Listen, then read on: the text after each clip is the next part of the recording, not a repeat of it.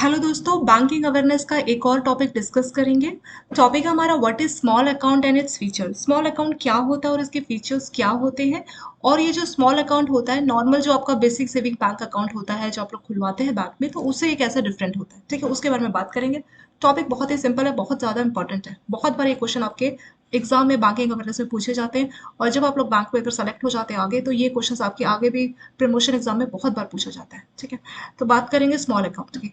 अब मान लीजिए कोई लेबर है, कहीं से भी आया, मान लीजिए नेपाल से कोई आया है, या कोई बिहार का कोई पर्सन है, या फिर कोई दिल्ली का कोई पर्सन है, कोई भी लेबर है, मान लीजिए किसी भी और स्टेट से वो आया है दूसरी जगह पे जॉब करने के लिए। उसके पास आधार कार्ड नहीं है, मान लीजिए पैन कार्ड नहीं है, कोई भी ओवीडी, ओवीडी में हमारे जो 6 डॉक्यूमेंट्स है उसमें से उसके पास कुछ भी नहीं है, तो उस केस में अगर उसको खाता खुलवाना है तो उसके लिए स्मॉल अकाउंट जरूरी है। स्मॉल अकाउंट की जो मैक्सिमम वैलिडिटी है वो होती है 12 मंथ्स। 12 मंथ्स और 12 महीने के बाद अगर बैंक को आप प्रूफ दिखा देते हैं कि हाँ हमने ओवीडी के लिए अप्लाई कर दिया, तो आपको 12 महीने का टाइम और मिल जाता है।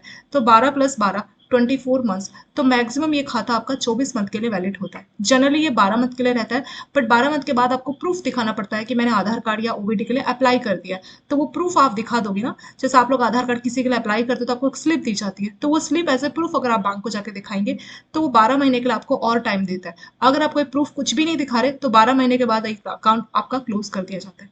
तो मैक्सिमम जो है आपका ये 12 मंथ्स के लिए ही होता है, बट 12 महीने के बाद आपको प्रॉपर ओबीडी का प्रूफ देना होता है। ओबीडी मतलब आधार कार्ड, आपका वोटर आईडी हो गया, ड्राइविंग लाइसेंस हो गया, कि हमने इसके लिए अप्लाई कर दिया है। ठीक है, वो प्रूफ अगर आप दे देते हैं तो आपको 12 महीने का टाइम बैंक और दे देता है, और उसके बाद जो है 24 महीने का आपको मैक्सिमम टाइम इसमें मिल जाता है। तो 24 महीने तक क्या हम कोई भी ट्रांसफर कर सकते हैं? क्या हम कितना भी पैसा ट्रांसफर कर सकते हैं? नहीं, उसमें लिमिट होती है। ठीक है, उसी सब के बारे में हम अभी बात करेंगे। स्मॉल अकाउंट अगर हमें खुलवाना है तो क्या केवाईसी चाहिए होगा? केवाईसी होता है नो योर कस्टमर। तो सिंप्लीफाइड है, इसमें बहुत सिंपल कर दिया गया। The customer will be required to submit a self attest photograph. Self attest photograph मतलब उसको अपनी एक फोटो जिसमें उसका सिग्नेचर उसको करना चाहिए, and will be required to affix signature या थंब इंप्रेशन। मान लीजिए वो साइन करता है या उसको साइन करने नहीं आते, सिर्फ थंब इंप्रेशन लगाता है, तो बैंक का जो ऑफिसर है उसके सामने ही वो साइन करेगा, या बैंक के ऑफिसर के सामने वो अपना थंब इंप्रेशन लगाएगा। Who is authorize to approve opening of account. तो बैंक का ऑफिसर ही आपको ऑथराइज करता है कि आप अकाउंट खोल सकते हैं। तो आपको अपना एक फोटो लेके जाना है, एक फॉर्म रहेगा, उसमें आपको साइन करने हैं, या फिर आपको अपना थंब इंप्रेशन वहां पे लगाना है। तो इतना ही सफिशिएंट है, एक फोटो और एक साइन। अगर किसी को साइन नहीं आता तो उसके लिए थंब इंप्रेशन। तो इतना ही सफिशिएंट है। आप वहां जाके अपना साइन कीजिए, एक फोटो लीजिए दीजिए अपनी, और उस पर अपना साइन कीजिए, वो बैंक ऑफिसर को दे दीजिए। उतना ही सफिशिएंट है आपका स्मॉल अकाउंट खोलने के लिए। इसमें रिस्ट्रिक्शंस होती है, बिल्कुल इसमें रिस्ट्रिक्शंस होती है। क्या क्या रिस्ट्रिक्शंस होती है उसकी बात कर लेते हैं। पहला, एग्रीगेट। ये जो रिस्ट्रिक्शन है ना, इसके ऊपर बहुत बार क्वेश्चन पूछा जाता है। इसकी डेफिनेशन पे उतना क्वेश्चन नहीं आता जितना इसकी रिस्ट्रिक्शन पे आता है। तो पहली बात, इसमें जो भी क्रेडिट होगा फाइनेंशियल ईयर में, पूरे साल भर में, shall not exceed 1 year 1 lakh. तो पूरे साल में जो इसमें क्रेडिट होगा, मतलब जो आप पैसा ट्रांसफर करोगे, जो आपने अपना स्मॉल अकाउंट खोला है मान लीजिए मिस्टर ए ने, तो इस अकाउंट में वो साल भर में सिर्फ 1 लाख रुपए क्रेडिट कर सकता है, इससे ज्यादा क्रेडिट नहीं कर सकता। पहली रेस्ट्रिक्शन ये होगी। Second, aggregate of all withdrawals and transfer in a month should not be except. तो किसी मंथ में आप जो पैसा इसमें विड्रॉ कर रहे हैं या पैसा इसमें डाल रहे हैं, तो वो 10,000 से ज्यादा नहीं होना चाहिए, चाहे आप विड्रॉल कर रहे हैं या ट्रांसफर कर रहे हैं। एक महीने का आपका लिमिट कितना है? 10,000। 10,000 से ज्यादा आप इसमें पैसा विड्रॉल या पैसा ट्रांसफर नहीं कर सकते इस अकाउंट से।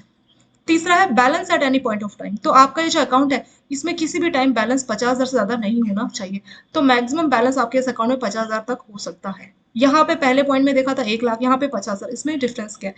डिफरेंस ये बोल रहा है कि आप इसमें पैसा ट्रांसफर कर रहे हैं। मान लीजिए आपकी सैलरी है कितनी? 10,000। तो ऐसे करते करते 10 महीने में आपकी सैलरी हो जाएगी 1 लाख। ठीक है, तो आपको क्या करना है कि साल भर में आप 1 लाख रुपए इसमें क्रेडिट यानी पैसा डाल सकते हैं, बट उसमें से आपको निकालते भी रहना पड़ेगा। इस तरह से निकालते रहना पड़ेगा कि किसी भी टाइम आपका बैलेंस 50,000 क्रॉस नहीं करना चाहिए। मान लीजिए आपने 1 लाख डाला तो बाकी 50,000 आप निकालते भी रहिए। अगर उसी में पैसा रहेगा और आप निकालोगे नहीं, वो बैलेंस बढ़ता जाएगा, तो वो एक्सेप्टेबल नहीं है। तो मैक्सिमम आप इसमें 50,000 रुपए ही डाल सकते हैं, बैलेंस आपका 50 से ज्यादा नहीं होना चाहिए। अगर इससे ज्यादा हमने डाल दिया तो क्या होगा, या 1 लाख से ज्यादा चला गया तो आप उसको बाद में विड्रॉ नहीं कर सकते, तो पैसा होल्ड हो जाता है आपका वहाँ पे। ठीक है, फॉरेन रेमिटेंस, आपको मान लीजिए बाहर पैसा भेजना है तो वो अलाउ नहीं होगा। अगर आप फॉरेन रेमिटेंस करना चाहते हैं तो उसके लिए आपको प्रॉपर अपना ओवीडी यानी अपना आधार कार्ड वो सब लाना पड़ेगा, तो फॉरेन रेमिटेंस इसमें अलाउ नहीं होता है। अगला है small account shall remain operation initially for a period of 12 month. तो ये अकाउंट आपका 12 महीने के लिए ही ओपन होता है, and thereafter for a further period of 12 month. तो 12 महीने के बाद आपको 12 महीने का टाइम फिर से दिया जाएगा। If holder of such account, अगर आपका जो अकाउंट होल्डर है, provide evidence to the bank, वो बैंक को एविडेंस यानी प्रूफ देता है कि he has applied for OVD, कि उसने ओवीडी के लिए अप्लाई कर दिया within 12 months of opening of account. तो 12 महीने के अंदर अंदर अगर वो प्रूफ दे देता है कि मैंने अकाउंट ओपन करने के 12 महीने के अंदर ओवीडी अप्लाई कर दिया, तो उस केस में उसको बैंक 12 महीने का टाइम और दे देता है। तो टोटल कितना हो जाएगा, 24 मंथ्स। तो 12 महीने तो था ही, और 12 महीने उसने ओवीडी के लिए अप्लाई कर दिया, तो 12 महीने का टाइम उसको और दिया जाता है। तो मैक्सिमम 24 मंथ के लिए अकाउंट जो है वैलिड होता है। लास्ट है small account can be converted to regular. तो ये जो आपका स्मॉल अकाउंट है ना, इसको रेगुलर जो आपका नॉर्मल अकाउंट है उसमें कन्वर्ट कर दिया जाता है ऑन कंप्लायंस विद केवाईसी। आप अपना केवाईसी मतलब आधार कार्ड या पैन कार्ड या जो भी आपके डॉक्यूमेंट्स है वो दे दीजिए, उसके बाद इसको नॉर्मल सेविंग अकाउंट में कन्वर्ट कर दिया जाएगा। तो स्मॉल अकाउंट को अगर आप नॉर्मल सेविंग अकाउंट में कन्वर्ट करना चाह रहे हैं तो आपको क्या करना पड़ेगा, केवाईसी देना पड़ेगा। ठीक है, केवाईसी देंगे तो बैंक आपके स्मॉल अकाउंट को नॉर्मल में कन्वर्ट कर देगा। नॉर्मल में कन्वर्ट करने से क्या फायदा होगा, जो आपके ऊपर लिमिट थी ना, जो रिस्ट्रिक्शन थी, आपकी रिस्ट्रिक्शन हट जाएगी। जैसे कि आप महीने में सिर्फ 10,000 का ही ट्रांसफर कर सकते हैं, किसी भी टाइम 50 से ज्यादा बैलेंस नहीं होना चाहिए, पूरे साल में क्रेडिट 1 लाख से ज्यादा का नहीं होना चाहिए, फॉरेन रेमिटेंस नहीं कर सकते, करना है तो ओबीडी देना पड़ेगा। तो ये सारे रिस्ट्रिक्शंस हट जाएगी और ये फिर आपका नॉर्मल अकाउंट बन जाएगा। क्यों, क्योंकि आप प्रॉपर केवाईसी अपना आधार कार्ड, पैन कार्ड या वोटर आईडी जो भी है वो दे चुके होंगे। तो उसके बाद इस स्मॉल को नॉर्मल में कन्वर्ट कर दिया जाता है।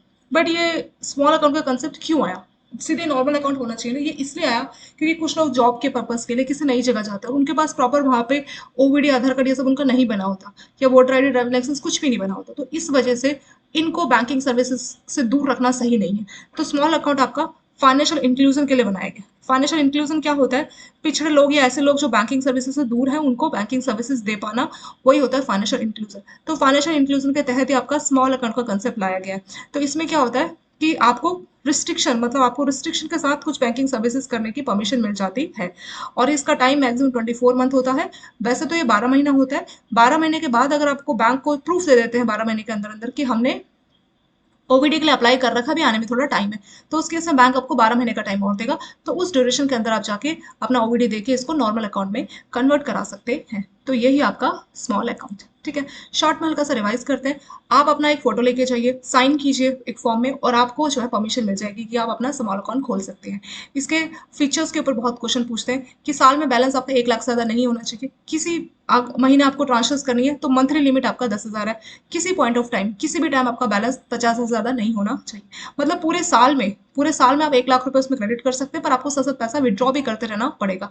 इस तरह से विड्रॉ करते रहना चाहिए कि आपका बैलेंस 50,000 क्रॉस नहीं करना चाहिए। ठीक है, और जो हर महीने आप जो ट्रांसफर कर रहे हैं, जो पैसा विड्रॉ कर रहे हैं, वो 10,000 का मैक्सिमम है, इससे ज्यादा पैसा विड्रॉ नहीं कर सकते इस अकाउंट से।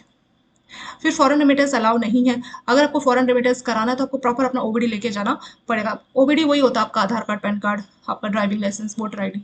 ठीक है, पैन कार्ड वैसे आपका ओबीडी नहीं माना जाता। आपका आधार कार्ड होता है, ड्राइविंग लाइसेंस होता है, वोटर आईडी होता है। ठीक है, आपका मनरेगा के द्वारा जो कार्ड इशू किया जाता है या पॉपुलेशन कार्ड, ये सारे के ओवीडी में आ जाता है। फिर आपका ये कितने टाइम के लिए वैलिड होता है, ये 12 महीने के लिए वैलिड होता है। अगर आप 12 महीने में प्रूफ दिखा देते हैं कि हमने आधार कार्ड सबके लिए अप्लाई किया, तो आपको 12 महीने का टाइम और दिया जाएगा। तो मैक्सिमम 24 मंथ के लिए वैलिड होता है। और जैसे ही आप अपने बैंक को अपना प्रॉपर आधार कार्ड या ओवीडी दे देते हैं, तो उसको नॉर्मल अकाउंट में, नॉर्मल सेविंग अकाउंट में कन्वर्ट कर दिया जाता है। क्वेश्चन इसका इसी के ऊपर आता है, जो 3 पॉइंट्स है ना, इनके ऊपर क्वेश्चंस पूछते हैं बहुत ज्यादा। बैलेंस 1 लाख से ज्यादा नहीं होना चाहिए, हर महीने का जो विड्रॉल है, जो भी आपकी ट्रांसफर है, वो 10,000 से ज्यादा नहीं होनी चाहिए, ये मंथली लिमिट है, ये साल की लिमिट है, और ये आपका एनी पॉइंट ऑफ टाइम में जो बैलेंस है उसकी लिमिट है कि 50,000 से ज्यादा बैलेंस किसी पॉइंट ऑफ टाइम में नहीं होने चाहिए। इसके ऊपर आता है, और कई बार क्वेश्चन इसकी टाइमिंग के ऊपर भी आता है कि ओबीडी का टाइमिंग कितना है। 12 महीने के अंदर अंदर आपको प्रूफ देना होता है कि हमने ओबीडी के लिए अप्लाई कर दिया। उस केस में बैंक आपको 12 महीने का लिमिट और एक्सटेंड कर देता है। तो 12 + 12 24, तो मैक्सिमम 24 मंथ के लिए अकाउंट आपका वैलिड रहता है। इसके साथ ये सिंपल सा टॉपिक आपका कंप्लीट हो गया। Thank you so much for watching this video.